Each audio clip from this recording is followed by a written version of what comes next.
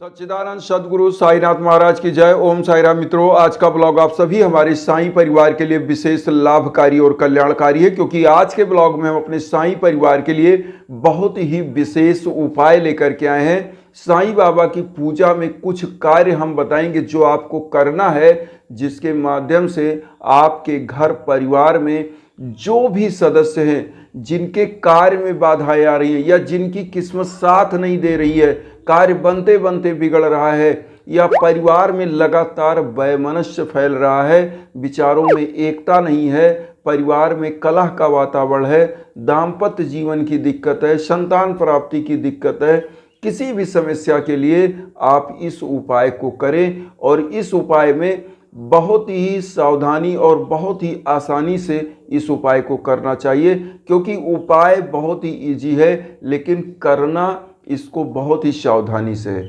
सबसे पहले तो यह जानना जरूरी है कि साईं बाबा की पूजा में क्या कार्य करें जिससे हमारे जीवन में जो भी नकारात्मक ऊर्जाएं हैं वह दूर हों। देखिए, साईं बाबा के बारे में आप सभी लोग जानते होंगे, जो भी हमारे साईं परिवार के लोग हैं साईं सच्चरित्र जरूर पढ़े होंगे।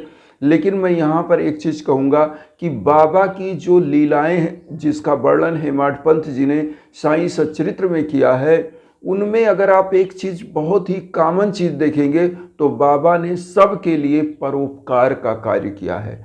बाबा ने शिरडी को एक ऐसा वातावरण दिया है जो आज आभा मंडल उनका पूरी दुनिया में फैल रहा है, उनकी कीर्ति, उनका आशीर्वाद सबको प्राप्त हो रहा है। उन चीज़ों का अनुकरण हमको करना है कि बाबा क्या, हमारे जो प्रभु हैं, जो हमारे गुरुदेव हैं, जो क्या उन्होंने किया था, जो हमें करना चाहिए, इसी चीज़ को आज हम बताना चाहते हैं। सबसे कॉमन चीज़ साईं सच्चरित्र में आप देखेंगे कि बाबा ने हर गरीब, दीन, दुखी, निर्बलों, विकलों का, समस्त जीवात्माओं का उन्होंने समभाव से एक समानता के स्तर पर उन्होंने सबका कल्याण करने का कार्य किया।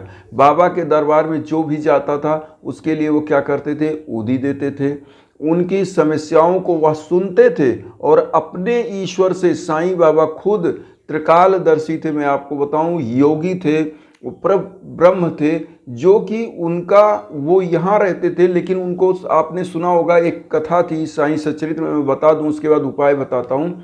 ये था कि एक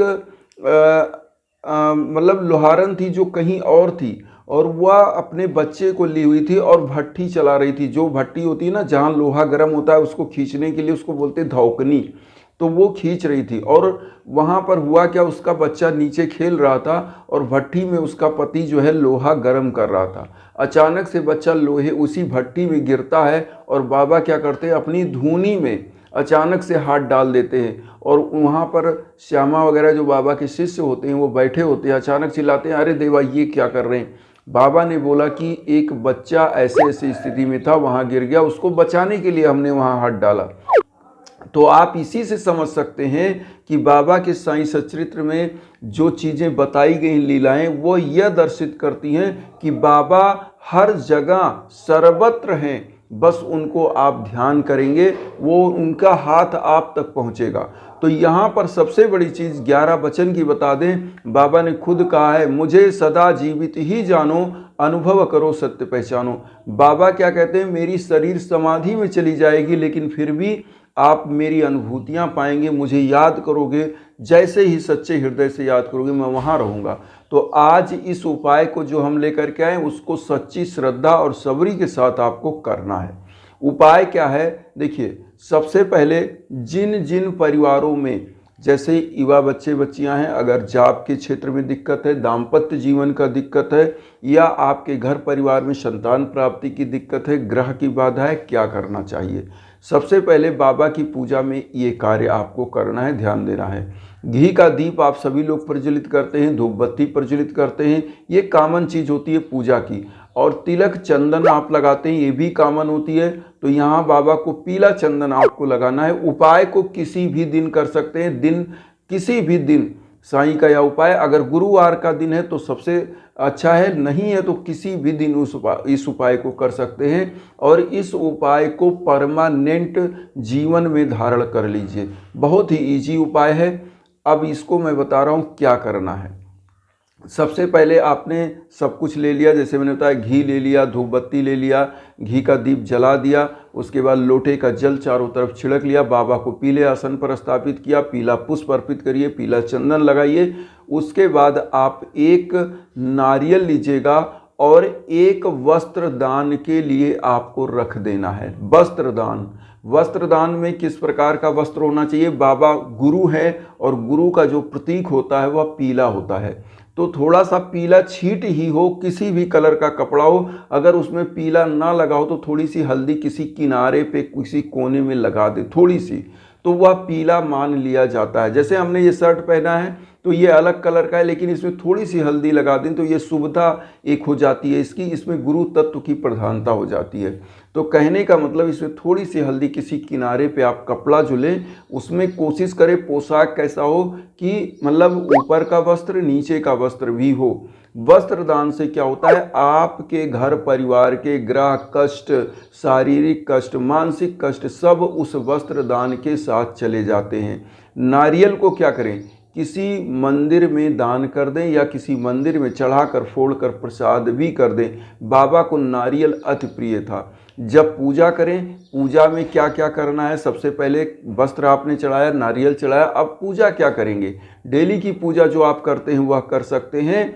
और उसके बाद इसमें साईं बाबा का 11 वचन 11 बार बोल दीजिए। बहुत ईजी पूजा है, मैं आपको बता रहा हूँ, सबसे ईजी। और वस्त्र दान की 2 बात हमने करी, जैसे माताएं बहनें हैं, अगर उनको दाम्पत्य जीवन का दिक्कत है तो श्रृंगार के साथ उसमें जो भी महिलाओं का श्रृंगार होता है, श्रृंगार प्रसाधन कुछ रख दें। और वस्त्र में वो क्या करें? कोई साड़ी या जो भी चीज़ें होती हैं महिलाओं की, कपड़े, वो चीज़ रख करके दान कर सकती हैं। इससे दाम्पत्य जीवन का सुख भी उनको प्राप्त होता है, शुक्र मजबूत होता है।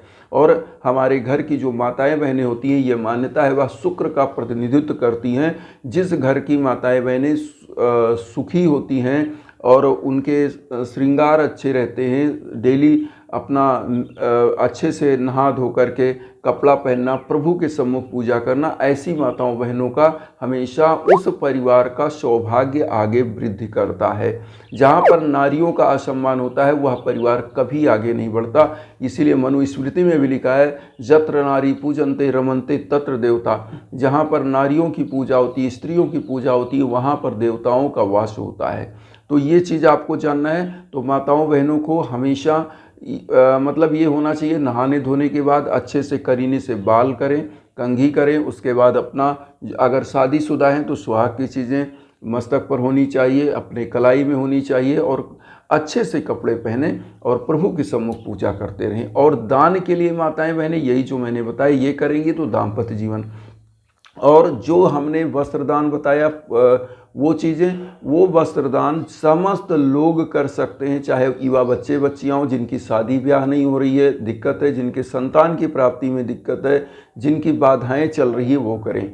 अब यहाँ पर एक चीज़ और बताएं, जिनके संतान प्राप्ति में दिक्कत है वो क्या करें? जो नारियल है ना, वस्त्र दान तो करेंगे ही, नारियल को यहाँ पर एक उपाय करना है, 7 बार अपने सर के ऊपर से घुमा करके इस नारियल को आपको मंदिर में नहीं चढ़ाना, इसको किसी पीपल वृक्ष के नीचे या किसी बहते हुए जल में डाल देना है। तो यही थोड़ा सा अलग है, वरना सभी उपाय सेम है, बहुत ईजी है। साईं बाबा का 11 वचन आप सभी लोग जानते होंगे, हम एक बार बता भी दें। जो शिरडी में आएगा आपद दूर भगाएगा, चढ़े समाधि की सीढ़ी पर, पैर तले दुख की पीढ़ी पर, त्याग शरीर चला जाऊंगा, भक्त हेतु दौड़ा आऊँगा, मन में रखना दृढ़ विश्वास, करे समाधि पूरी आस, मुझे सदा जीवित ही जानो, अनुभव करो सत्य पहचानो, मेरी सड़ा खाली जाए हो तो कोई मुझे बताए, जैसा भाव रहा जिस जन का वैसा रूप हुआ मेरे मन का, भार तुम्हारा मुझ पर होगा, वचन न मेरा झूठा होगा, असहायता लो भरपूर जो मांगा वह नहीं है दूर, मुझ में लीन वचन मन काया उसका ऋण ना कभी चुकाया, धन्य धन्य व भक्त अनन मेरी शरण तज ले नन। ये बाबा का 11 वचन है, इसी को बोलना है 11 बार। और जो डेली की पूजा है, साईं वावनी, साईं चालीसा, साईं आरती, वह आपको तो करना ही करना है।